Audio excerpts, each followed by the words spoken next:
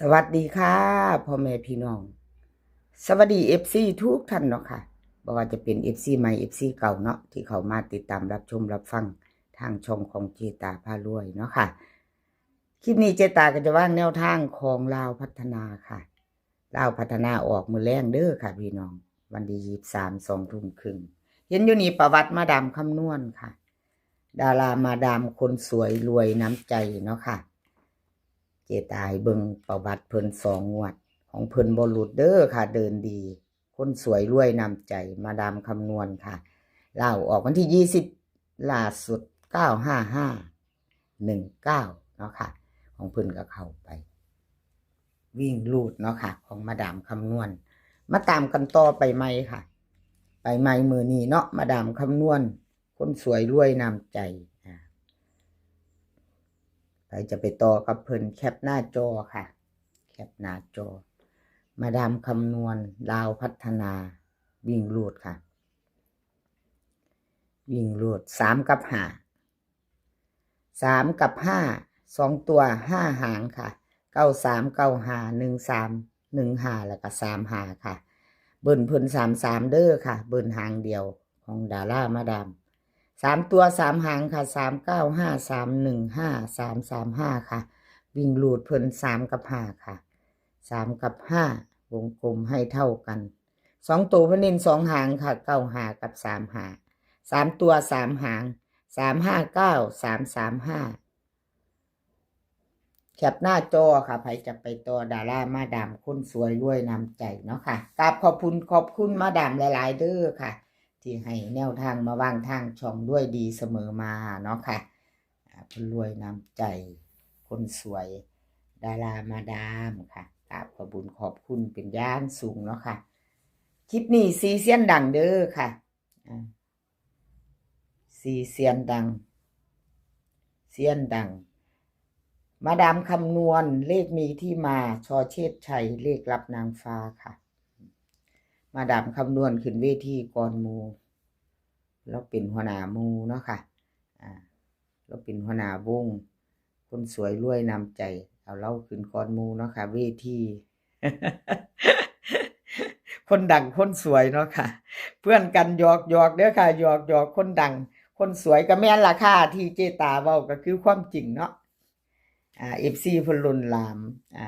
ไปต่อค่ะไปต่อแคปหน้าจอคนสวยรวยนำใจเราไปต่อค่ะเลขมีที่มาค่ะเลขมีที่มา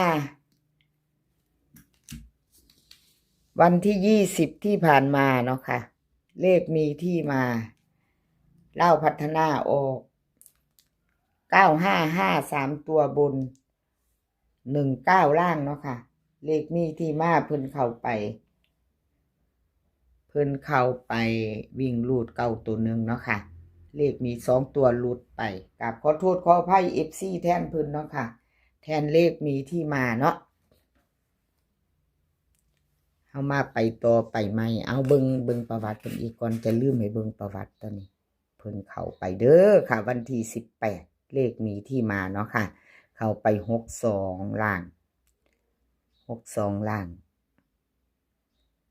2 ตัวเน้นๆจอดเนาะพี่น้องถือว่ายังบ่ทันหลุดค่ะเลขมีที่มาวิ่งหลุดเพิ่นยังมาอยู่เนาะพิจารณาเอาใหม่ไปต่อกับขอบคุณเลขมีที่มาค่ะที่ให้แนวทางมาวางทางช่องของเจตาพาด้วยขอบคุณเป็นอย่างสูงค่ะเลขมีที่มาวิ่งรูดเพิ่นให้มา4 กับ 5ค่ะ2 ตัว4 หาง4050 4151ค่ะอัน5 หางค่ะ4 หาง2 ตัว5 หางเนาะ3 ตัวค่ะ2 หาง540 541ค่ะวิ่งรูดเพิ่นเด่น4เด้อค่ะรอง5เด่น4รอง5 2 ตัวค่ะ40กับ41เพิ่นเน้นให้2 ตัว5 หางเนาะค่ะ5 หางเน้น2 หาง3 ตัวเน้น3 ตัวเน้น2 หางเลยค่ะวงกลมให้ถึง2 หาง540 541ค่ะแคปหน้าจอค่ะเราไปต่อชอเชษชัยหนุ่มน้อยหน้ามนต์คนรูปหล่อวันที่20ค่ะประวัติของเพิ่น เข้าไปอยู่เด้อค่ะลาวออก955 3ตัวบน19เพิ่นเข้ามาเนาะค่ะ2ตัวมา1ตัวค่ะเจตาให้เบิ่งประวัติเพิ่นวันที่18เพิ่นก็เข้าไป26เนาะค่ะออกตัวกลับช่อเฉดชัยวิ่งลูดก็เข้าไปตัวนึงอยู่ค่ะ2ทั้งบนทั้งล่างเด้อค่ะหนุ่มน้อยหน้ามนต์คนรูปหล่อคนขยันเฮามาลุ้นกันต่อไปต่อมือใหม่กับช่อเฉดชัยมือนี้ค่ะไปใหม่ไปต่อกับเพิ่นเนาะค่ะไปใหม่ไปต่อกับเพิ่น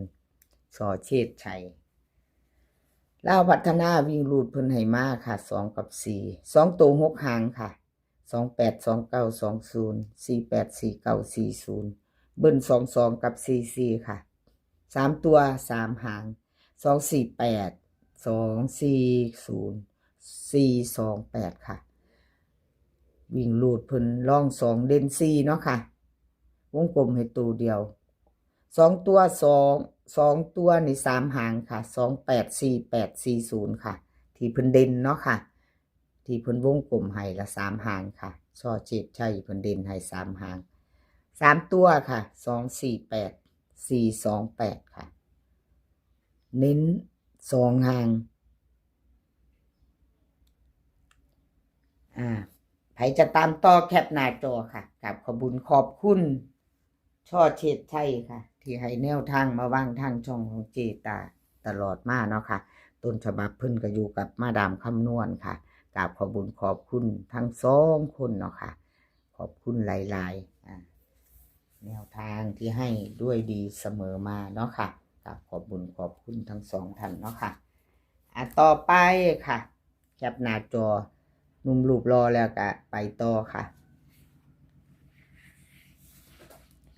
เลขรับนางฟ้าค่ะเลขรับนางฟ้าประวัติของเพิ่นที่ผ่านมาเนาะค่ะเลขรับนางฟ้าวันที่20ที่ผ่านมา955 3ตัวบนค่ะ19ล่างรับนางฟ้าหลุดไปกับขอโทษขออภัยFCแทนเพิ่นเนาะค่ะ2งวดติดไม่เป็นไรเนาะค่ะเจตาเป็นกำลังแรงใจให้คือเก่ากับขอบคุณเลขรับนางฟ้าค่ะที่ให้แนวทางมาวางทางช่องของเจตาด้วยดีเสมอมาเนาะค่ะรับนางฟ้าเฮามาลุ้นกันต่อมื้อแรงเนาะค่ะแนวทางที่เพิ่นให้มา6กับ8ค่ะวิ่งรูด6กับ8 2ตัว4หางค่ะ62 82 64 84ค่ะเบิ้ล66 88 3ตัวค่ะ3หาง682 684 668ค่ะวิ่งรูดค่ะ6กับ8วงกลมให้8ตัวเดียวเด้อค่ะลอง6เด่น8ค่ะ2ตัวค่ะ82กับ84 82กับ84วงกลมให้เด่น2ตัว3ตัวค่ะ682 684 2หางเนาะ3ตัวค่ะ3ตัวเน้น2หาง682 684ค่ะเจตากระจอบตาถ้าอ่านผิดเนาะพี่น้องเลขรับนางฟ้าแคปหน้าจอค่ะไผจะไปต่อกับเพิ่นมื้อแรงเนาะค่ะเลขรับนางฟ้าขามโค้งเด้อค่ะดังๆปังๆเด้อมื้อแรงแนวทางเนาะเอาที่เฮาชอบค่ะชอบก็จัดขัดก็ผ่านเนาะเลขทุกตัวเอามาวางเพื่อเป็นแนวทางค่ะโปรดใช้วิจารณญาณในการรับชมเป็นอย่างสูงเนาะค่ะแล้วก็ขอบ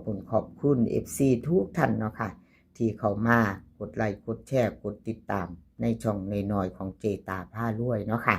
เพิ่นก็คอมเมนต์เข้ามากดหัวใจให้มาเป็นกำลังแรงใจให้ขอบพระคุณเป็นอย่างสูงทุกท่านเนาะค่ะคลิปนี้ขอให้พี่น้องโชคดีกับเล่าพัฒนามือแรงค่ะ2 ทุ่มครึ่งให้โชคดีกันทุกคนมื้อนี้ขอให้มีความสุขกันค่ะแล้วก็ขอให้สุขภาพร่างกาย สุขภาพร่างกายแข็งแรงกันทุกคนค่ะแข็งแรงกันทุกคน เดินทางไปไสก็ขอให้ปลอดภัยค่ะ เดินทางไปขอให้มีโชค กลับมาขอให้มีชัยคลิปหน้าพอกันใหม่คลิปนี้ก็สวัสดีค่ะ